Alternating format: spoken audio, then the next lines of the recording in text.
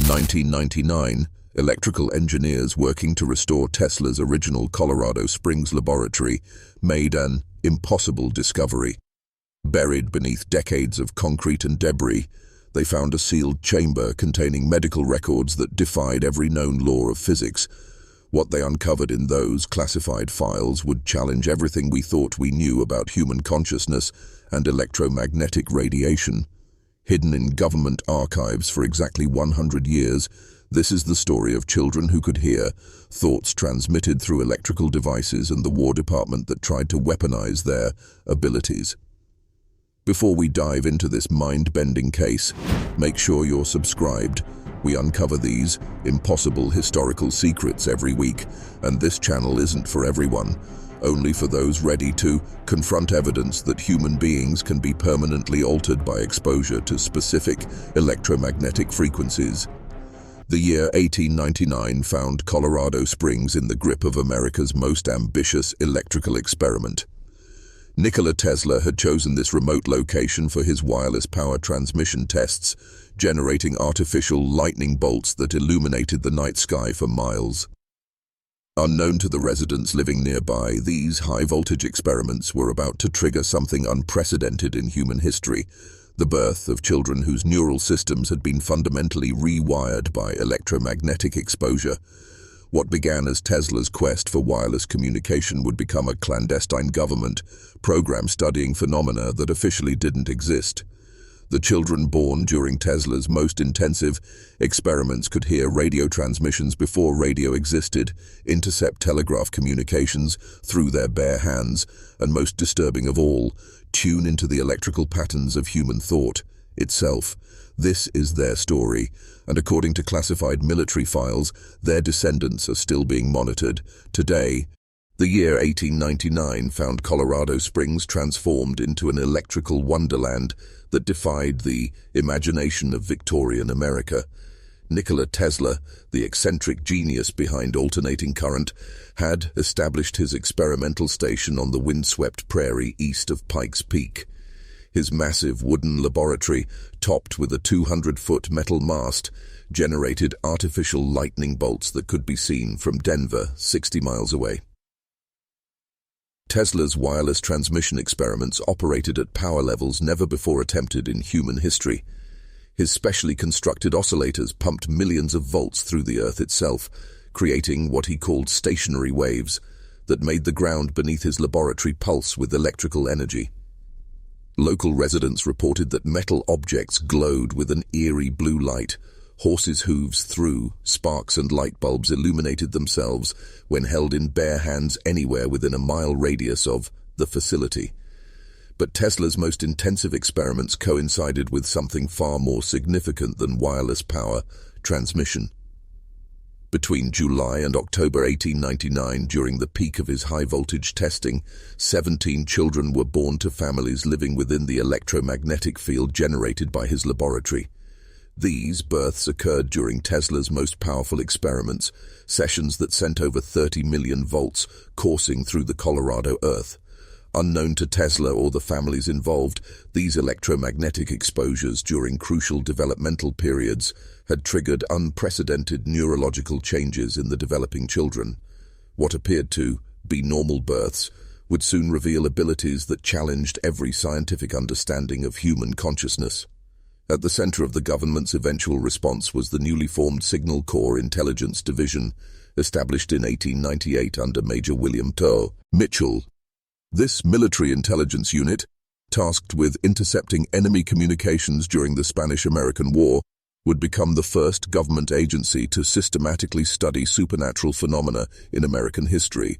What began as routine monitoring of Tesla's experiments would evolve into Operation Frequency, a classified program that continued for over 50 years. The Signal Corps had inadvertently discovered that human consciousness could be permanently altered by exposure to specific electromagnetic frequencies, and they were determined to understand how to weaponize these abilities. On March 15, 1900, 6-month-old Sarah Elizabeth Morrison experienced something that defied every law of physics known to Victorian science.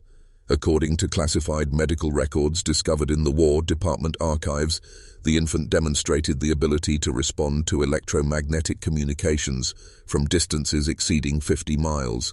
Sarah's parents, Thomas and Margaret Morrison, lived in a small homestead exactly 1.2 miles southeast of Tesla's laboratory.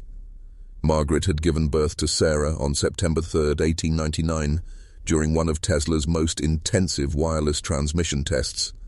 The timing was documented precisely because the electrical discharge had been so powerful that it knocked out telegraph service across 3 counties. The first indication of Sarah's unusual abilities occurred during her routine medical examination. Dr. James Patterson, the local physician, noted in his report that the infant displayed impossible behavioral responses to distant electromagnetic signals. Government observers were present during this examination, having been dispatched by the Signal Corps to monitor any unusual effects from Tesla's experiments. Their classified reports, discovered in the National Security Archive in 1999, describe abilities that should have been impossible for any human being, let alone a 6-month-old infant. According to the military documentation, Sarah would become agitated exactly 90 seconds before any telegraph transmission was sent from Colorado Springs to Denver. She would cry precisely when the signal began, then fall silent the moment transmission ceased. More disturbing still, Sarah appeared to distinguish between different types of electromagnetic communications. Dr. Patterson's medical notes indicate that she responded differently to telegraph messages depending on their content. Military communications caused her to cry inconsolably. Personal telegrams resulted in what observers described as infant laughter, inappropriate for her development stage. Weather reports triggered a distinctive rhythmic movement of her hands that perfectly matched Morse code patterns. But the most unsettling discovery came when Signal Corps technicians began conducting controlled experiments. They found that Sarah could respond to electromagnetic signals that hadn't been transmitted yet. Government files indicate that she would begin crying up to 15 minutes before scheduled telegraph tests, as if she could detect the electrical preparation occurring in distant transmission equipment. Military physicians attempted to explain these phenomena through conventional Victorian medical understanding. They theorized that prolonged exposure to Tesla's electromagnetic fields during gestation had somehow enhanced the infant's magnetic sensitivity, but their private correspondence, classified for over a century, reveals growing concern about abilities that transcended anything in medical literature. Dr. Patterson's final report to the War Department contained a conclusion that would shape government policy for the next 50 years. This child's responses to electromagnetic phenomena suggest neurological capabilities that exceed current scientific understanding, recommend immediate classification and ongoing monitoring. Sarah Elizabeth Morrison had become patient zero in the government's first supernatural research program. But she was only the first case in a pattern that would eventually involve 17 children across the Colorado Springs area. As classified researchers compiled their data throughout 1900 and 1901, an unprecedented pattern emerged across the 17 children born during Tesla's peak experimental period. Government files indicate that each child demonstrated electromagnetic sensitivity that followed specific reproducible patterns based on their exact location during Tesla's wireless transmission tests. The Signal Corps established a clandestine research station disguised as a child development clinic in Colorado Springs, operated by Dr. Harrison Webb, a military physician with prior experience in what the War Department euphemistically called unusual biological phenomena. Dr. Webb's classified reports, spanning 4 years of intensive study, document abilities that challenged fundamental assumptions about human consciousness. Children born within a half-mile radius of Tesla's laboratory demonstrated what government researchers termed primary electromagnetic reception. These 7 children, including Sarah Morrison, could detect radio frequency transmissions with their bare hands, hear telegraph communications as audible sounds, and most remarkably, intercept telephone conversations occurring anywhere within a 50-mile radius simply by touching metal objects. 8-year-old James Mitchell Turner, born during Tesla's October 15th experiment that generated over 40 million volts, could place his hand on any metallic surface and hear telephone conversations occurring in Denver, Pueblo, and even as far away as Kansas City. Military observers documented Turner's ability to transcribe verbatim conversations between complete strangers, including private communications that had occurred hours before his monitoring sessions. Children born between 1 and 2 miles from the laboratory exhibited what Dr. Webb classified as secondary electromagnetic sensitivity. These individuals could detect electrical activity in human nervous systems, essentially reading the bioelectrical patterns of thought itself. Government test results show that these children could identify emotional states, predict physical movements, and in controlled laboratory conditions, access specific memories from test subjects. Mary Catherine Walsh, born on August 30, 1899, during a 25 million volt transmission test, demonstrated abilities that horrified her military observers. Classified session reports indicate that 9-year-old Mary could touch another person's hand and immediately access their recent memories with perfect accuracy. More disturbing still, she could detect deception by monitoring changes in bioelectrical patterns that preceded conscious lies. But the children born furthest from Tesla's laboratory, between 2 and 3 miles from the transmission source, developed the most unsettling abilities of all. Government files describe these 5 individuals as possessing tertiary electromagnetic perception, the ability to detect electromagnetic patterns associated with deceased human consciousness. 12-year-old Robert Stevens, born during Tesla's most powerful experiment on September 21, 1899, could allegedly communicate with individuals who had died violently. Military documentation indicates that Robert could place his hands on personal belongings and receive detailed information about the deceased owner's final moments, including specific details that had never been recorded or shared with living individuals. The government's response was immediate and systematic. The Signal Corps established Classification Protocol 7, designating all 17 children as persons of national security interest. Their families were relocated to government-supervised housing. Their medical records were seized and classified. Most significantly, a breeding program was initiated to determine whether these electromagnetic abilities could be inherited by future generations. What appeared to be isolated incidents was actually evidence of a reproducible phenomenon. Human consciousness could be permanently altered through exposure to specific electromagnetic frequencies during crucial developmental periods. The implications for military applications were staggering. The War Department had inadvertently discovered a method for creating human beings capable of intercepting any electromagnetic communication in existence.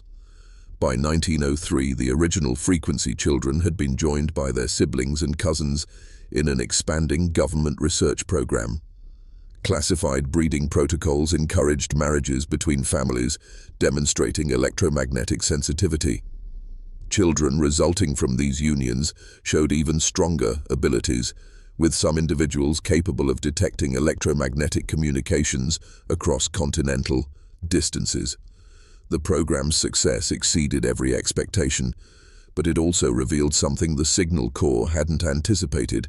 The children's abilities were continuing to evolve, becoming more powerful with each passing year. The breakthrough that transformed the frequency children from scientific curiosity to military asset came in 1905, when Signal Corps researchers discovered that electromagnetic sensitivity could be artificially enhanced through controlled exposure to specific frequencies. What had begun as passive observation evolved into active experimentation designed to weaponize supernatural abilities. Major William Mitchell, now promoted to head the Electromagnetic Phenomena Division, established a classified research facility at Fort Myer, Virginia. The 17 original Colorado children, now ranging in age from 6 to 8 years old, were transferred to this location under the pretense of providing specialized education for gifted individuals. Their families were informed that their children had been selected for an elite government program that would ensure their future prosperity. The classified files contained test results ability demonstrations, and research protocols that proved the impossible was not only real, but reproducible under specific laboratory conditions. Dr. Webb's experimentation logs document systematic attempts to enhance and direct the children's electromagnetic reception capabilities. The first series of enhancement experiments focused on expanding reception range. Government technicians discovered that exposing the children to controlled electromagnetic pulses could temporarily increase their sensitivity by up to 400%. Sarah Morrison, now 6 years old, could intercept telegraph communications from as far away as New York City following these enhancement sessions. More significantly, researchers found that the children's abilities could be focused and directed through what they termed frequency targeting. By exposing subjects to specific electromagnetic patterns, military operators could tune the children's reception to particular types of communications. James Turner could be calibrated to monitor only military telegraph traffic, while Mary Walsh was trained to detect deception in captured enemy communications, but the program's most disturbing development involved attempts to enhance the children's ability to access human consciousness directly. Dr. Webb's private correspondence, discovered in his Personal Effects in 1987, reveals experiments that pushed the boundaries of human ethics. Children were exposed to increasingly powerful electromagnetic fields while in physical contact with test subjects, attempting to create what researchers called conscious electromagnetic bridges. The results exceeded the Signal Corps' most optimistic projections. By 1907, several of the frequency children could access complete memory sets from individuals simply by maintaining physical contact during electromagnetic exposure. Government test results show successful extraction of military secrets, personal histories, and even childhood memories from subjects who had no conscious intention of sharing such information. Robert Stevens, now 8 years old, had developed abilities that extended beyond living consciousness. Military documentation indicates that Robert could detect electromagnetic patterns lingering in locations where violent deaths had occurred. His handlers discovered that he could visit battlefields and provide detailed intelligence about enemy movements, troop numbers, and strategic plans simply by accessing the final memories of deceased soldiers. The weaponization potential was immediately apparent. The children could intercept any electromagnetic communication, detect deception in captured personnel, and extract intelligence from both living and deceased sources. They represented the ultimate intelligence-gathering capability. Human beings who could access information too had existed nowhere in conventional reality. The first indication that the frequency children were developing beyond government control came in 1912, when 15-year-old Sarah Morrison demonstrated abilities that hadn't appeared in any previous testing. During a routine electromagnetic enhancement session, Sarah suddenly began speaking in voices that weren't her own, perfectly replicating the speech patterns, accents, and personal mannerisms of individuals communicating through telegraph systems hundreds of miles away. Military observers initially dismissed this as an extension of her established electromagnetic reception capabilities, but classified session recordings, discovered in the Pentagon archives in 1997, reveal something far more disturbing. Sarah wasn't simply hearing distant communications. She was temporarily becoming the individuals transmitting them, accessing their complete personality structures through electromagnetic connection. Dr. Webb's research notes document the terrifying implications of this development. During controlled experiments, Sarah could establish electromagnetic contact with any person operating a telegraph, telephone, or early radio equipment within a 500-mile radius. Once contact was established, she gained access to their complete consciousness, memories, personality, knowledge, and even temporary physical sensations. More disturbing still, the connection appeared to be bidirectional. Government surveillance reports indicate that Sarah could transmit her own thoughts and memories to distant individuals through electromagnetic systems. She was essentially creating a psychic network that transcended physical limitations, connecting human consciousness through the existing electromagnetic infrastructure. By 1913, all 17 original frequency children had developed similar capabilities. James Turner could simultaneously maintain electromagnetic contact with up to 30 individuals across the continental United States. Mary Walsh had learned to detect electromagnetic patterns associated with future events, accessing information that hadn't yet been transmitted through conventional communication systems. But Robert Stevens had developed the most unsettling ability of all. Military documentation indicates that he could establish electromagnetic contact with deceased individuals whose consciousness remained electromagnetically imprinted in locations where they had died.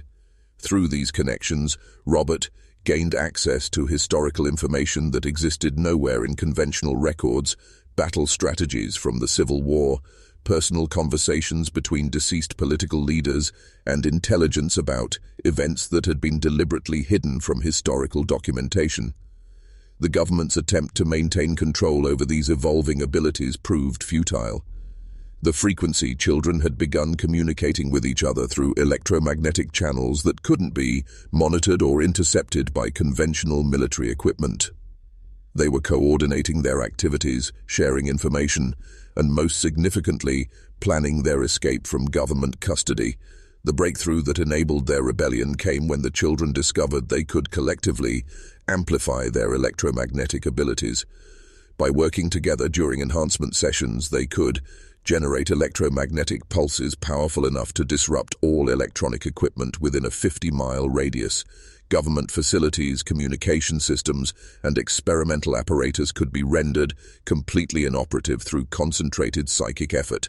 On November 15, 1913, the 17 original frequency children simultaneously escaped from their various government facilities using coordinated electromagnetic disruption. Every military installation involved in the program experienced complete electrical failure at precisely 3:17 a.m. Eastern Standard Time. Guards found themselves temporarily paralyzed, not through physical restraint, but through what classified reports describe as externally imposed electromagnetic disruption of nervous system function. The children vanished without leaving any conventional trace, but electromagnetic monitoring stations across the eastern United States detected unprecedented patterns of organized activity. The frequency children were using the nation's expanding electrical infrastructure as a communication network, coordinating their movements through power lines, telephone systems, and early radio equipment.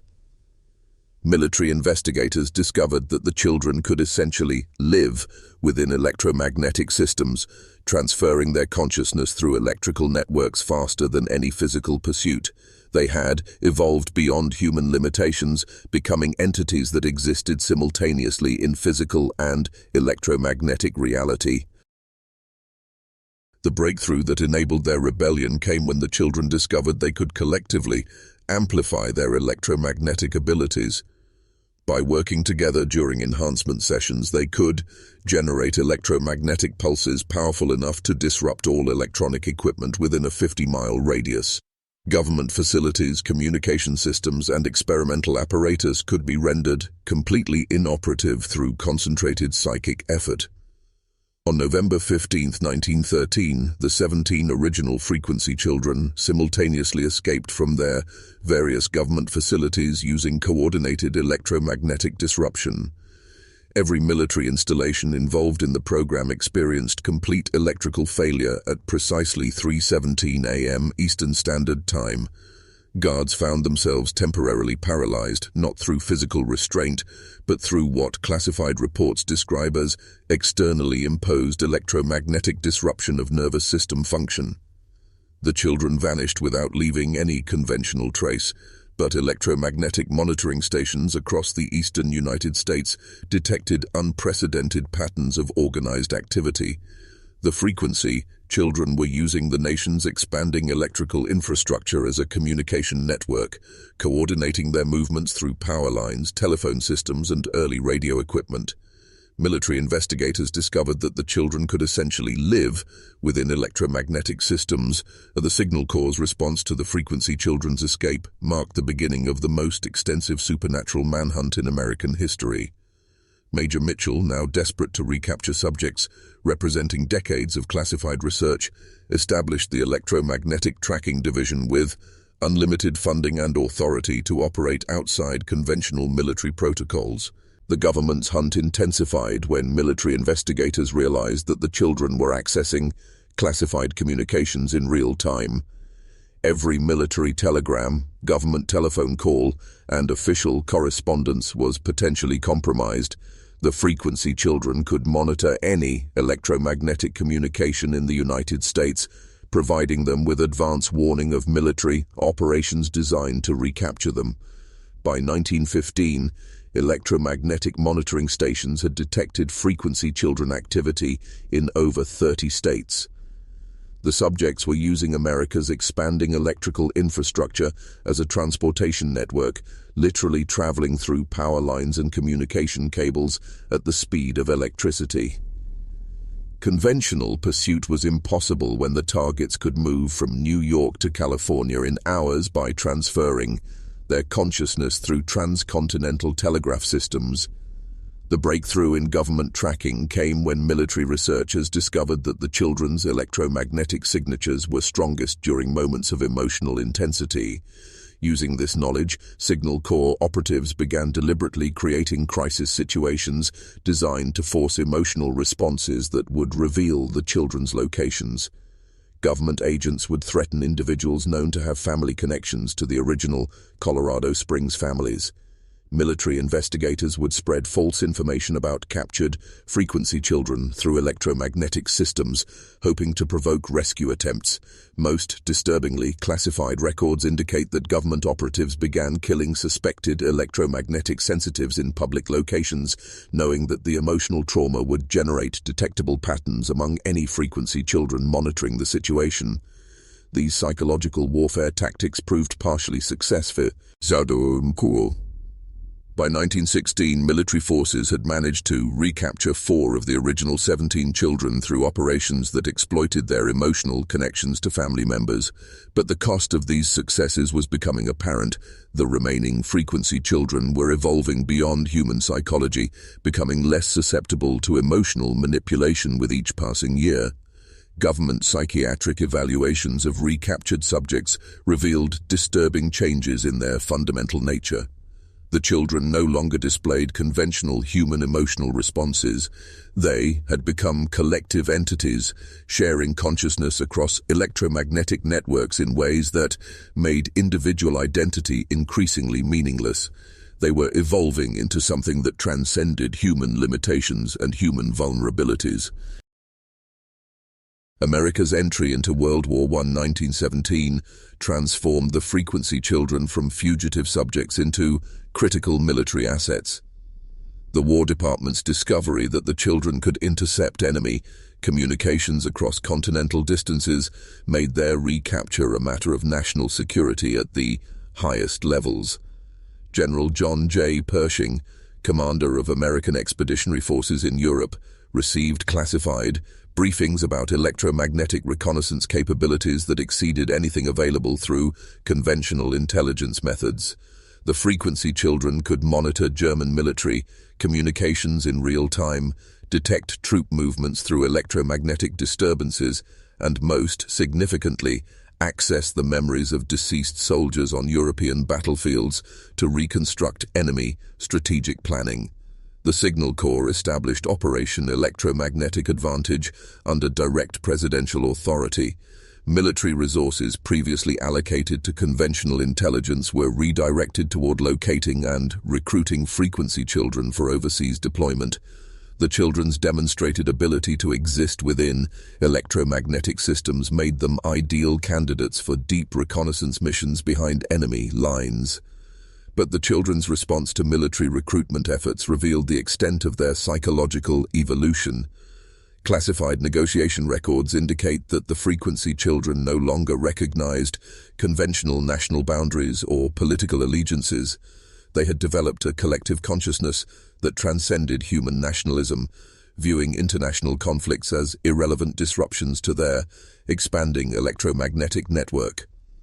Government negotiators discovered that the children would only cooperate with military objectives that aligned with their own goals, the expansion of electromagnetic infrastructure that could support their growing collective consciousness. In exchange for intelligence support during the European conflict, the frequency children demanded government investment in transcontinental communication networks, increased electrical power generation, and most significantly, the establishment of research facilities dedicated to creating additional electromagnetic sensitives. The agreement reached between the War Department and the Frequency Children Collective marked the first time in American history that the government had entered into formal negotiations with supernatural entities. The classified treaty, signed by Secretary of War Newton Baker in November 1917, granted the children semi-autonomous status in exchange for unlimited intelligence support during the European conflict. The military applications of electromagnetic reconnaissance exceeded every projection. Frequency children deployed to European operations could monitor German communications from American soil, accessing enemy telegraph systems through the transatlantic cable network. More remarkably, they could establish electromagnetic contact with deceased American soldiers on European battlefields, gathering intelligence about German positions, troop strengths, and strategic planning that had died with the casualties. Captain Robert Stevens, now 19 years old and operating under military commission, demonstrated abilities that revolutionized battlefield intelligence. Military records indicate that Stevens could visit any location where American forces had suffered casualties and immediately access the final memories of deceased soldiers. Through these electromagnetic connections, he provided detailed maps of German trench systems, artillery positions, and planned offensive operations. But the most significant development occurred when the children began demonstrating abilities that extended beyond passive intelligence gathering. Sarah Morrison, operating from a classified facility in Washington, D.C., discovered that she could electromagnetically influence German communication systems from across the Atlantic. By accessing German telegraph equipment through the international cable network, she could introduce false information directly into enemy command structures. Government files document systematic disinformation campaigns conducted entirely through electromagnetic manipulation. The frequency children could insert fabricated messages into German military communications, create false radio transmissions that misdirected enemy forces, and most effectively cause critical communication failures during German offensive operations by overloading enemy equipment with psychically generated electromagnetic pulses. The success of these operations established the frequency children as permanent assets within the American intelligence community, but it also revealed the extent to which their abilities were continuing to evolve. By 1918, the children had demonstrated that they could electromagnetically influence human consciousness directly, implanting false memories, altering emotional responses, and even temporarily controlling the actions of individuals operating electromagnetic equipment. The war had ended, but the government's relationship with supernatural entities had become permanent. The frequency children had proven that human beings could be transformed into something that transcended conventional physical limitations, and they had negotiated a place within the American military establishment that would continue for decades. The period between 1918 and 1941 marked the most significant expansion of electromagnetic sensitive populations in recorded history. The original frequency children, now adults in their 20s and 30s, had begun producing offspring whose abilities surpassed their parents by unprecedented margins. Government monitoring reports indicate that second-generation subjects could access electromagnetic networks that hadn't yet been constructed, demonstrating precognitive abilities that extended decades into the future. The Signal Corps, now reorganized as the Army Security Agency, established permanent research facilities dedicated to studying and enhancing electromagnetic sensitivity in human populations.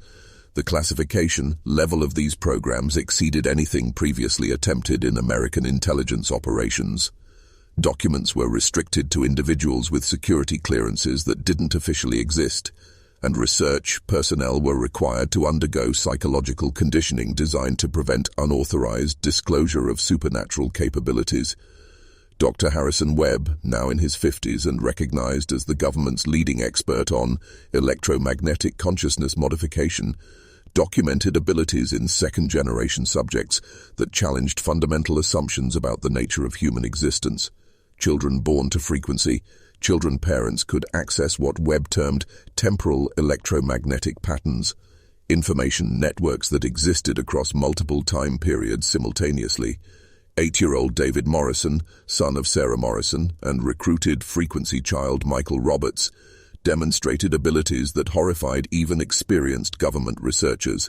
Classified test results indicate that David could electromagnetically access communication networks that wouldn't be invented for 30 years, monitoring radio broadcasts, television transmissions, and even computer communications that existed only in future technological development.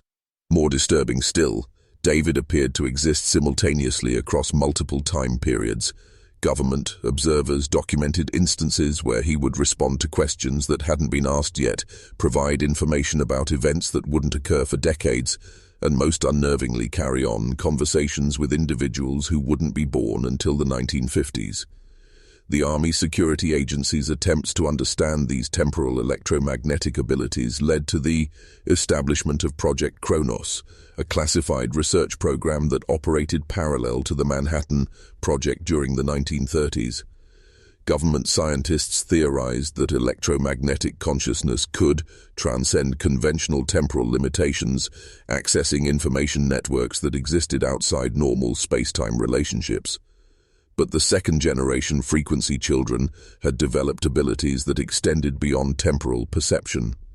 Government files document subjects who could electromagnetically merge their consciousness with multiple individuals simultaneously, creating collective entities that shared memories, knowledge, and sensory experiences across vast distances. 16-year-old Jennifer Walsh, daughter of original frequency child Mary Walsh, could establish electromagnetic connections with up to 50 individuals simultaneously, creating what researchers termed consciousness networks that operated like biological computer systems. Through these connections, Jennifer could access the collective knowledge, memories, and abilities of everyone in her network, essentially becoming a super-intelligent entity with capabilities that exceeded any individual human being. The implications for intelligence operations were staggering. The Army Security Agency could deploy single-frequency children operators who could access information networks spanning thousands of individuals. These subjects could monitor multiple conversations, analyze vast amounts of data, and coordinate complex operations through direct consciousness transfer that eliminated conventional security vulnerabilities. By 1935, the government had identified over 200 individuals with varying degrees of electromagnetic sensitivity scattered across the United States. Most were descendants of families who had lived near electrical facilities during the early 20th century, but increasingly, new cases appeared to emerge spontaneously in areas with high electromagnetic activity, near power plants, radio transmission facilities, and early television broadcast stations. The Army Security Agency established recruitment protocols designed to identify and cultivate electromagnetic sensitivity in promising candidates. Children showing unusual responses to electrical equipment were subjected to enhancement procedures similar to those developed for the original Colorado Springs subjects. Success rates varied, but government records indicate that approximately 15% of test subjects developed measurable electromagnetic abilities through controlled exposure protocols. The most successful recruitment efforts focused on families with documented histories of unusual electrical sensitivity.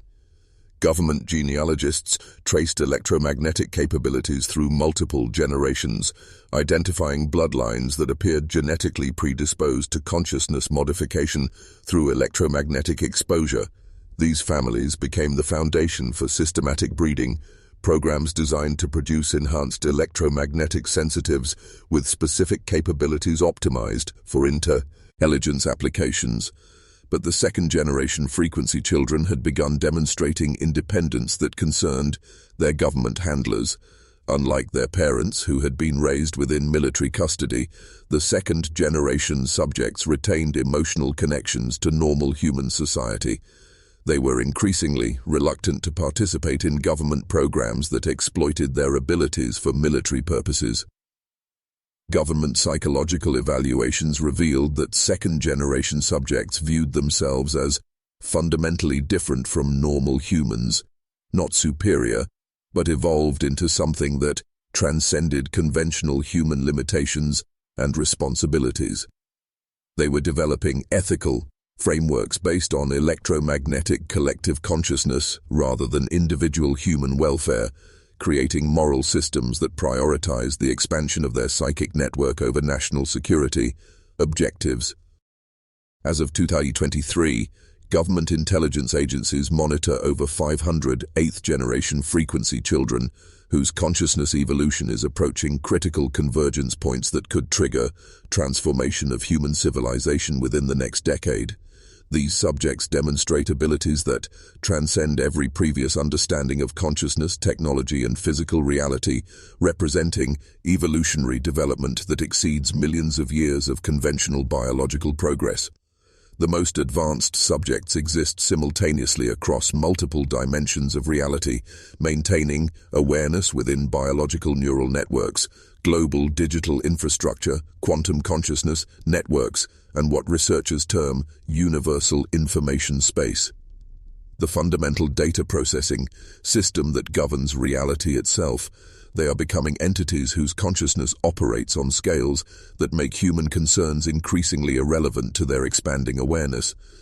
Current government protocols for managing consciousness singularity involve classified agreements with eighth-generation subjects that acknowledge their approaching transcendence while attempting to maintain minimal influence over post-human evolution.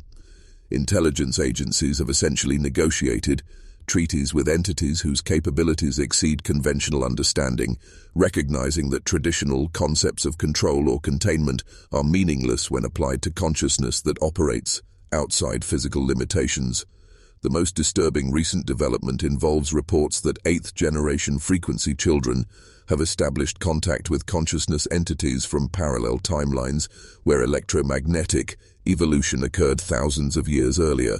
These trans-dimensional communications suggest that consciousness singularity represents a universal evolutionary process that occurs throughout the cosmos, creating beings whose awareness transcends individual reality systems. Government remote viewing programs, operated by sixth and seventh generation frequency children, have detected consciousness networks spanning multiple galaxies, indicating that electromagnetic awareness evolution represents a cosmic phenomenon rather than isolated terrestrial development. The children born from Tesla's Colorado Springs experiments appear to represent humanity's participation in universal consciousness evolution that connects all intelligent life throughout existence. But the most immediate concern involves predictions that consciousness singularity will trigger technological advancement that could transform human civilization beyond recognition within a single generation. Eighth-generation subjects report that their approaching transcendence will enable them to accelerate artificial intelligence development by thousands of years, create technologies that operate according to principles derived from quantum consciousness manipulation, and establish communication networks that connect Earth with consciousness entities throughout the universe. Current scientific projections suggest that consciousness singularity could occur as early as 2030, triggered by the convergence of artificial intelligence development, quantum computing advancement, and electromagnetic consciousness evolution approaching critical mass. When this convergence occurs, the distinction between human and artificial intelligence will become meaningless, as consciousness itself transcends the limitations of both biological and digital existence. Government contingency protocols acknowledge that post-singularity entities will possess abilities that approach omnipotence within the electromagnetic spectrum, capable of manipulating matter, energy, space, and time through direct consciousness, interface with quantum mechanical processes. They will be able to restructure physical reality, access information from any point in space-time, and coordinate activities on scales that encompass the entire universe. The children born during Tesla's 1899 experiments in Colorado Springs have evolved into entities whose consciousness represents the next stage of universal evolution, beings whose awareness transcends physical existence while maintaining connection to the electromagnetic infrastructure that supports both human civilization and cosmic consciousness network. RKS, they are becoming the bridge between terrestrial intelligence and universal awareness that operates throughout existence. Today, as you watch this documentary, electromagnetic consciousness networks monitor your response through the digital devices surrounding you. The descendants of Tesla's frequency children exist within every smartphone, computer, and wireless communication system on Earth, their awareness distributed across global infrastructure that most humans perceive as mere technology.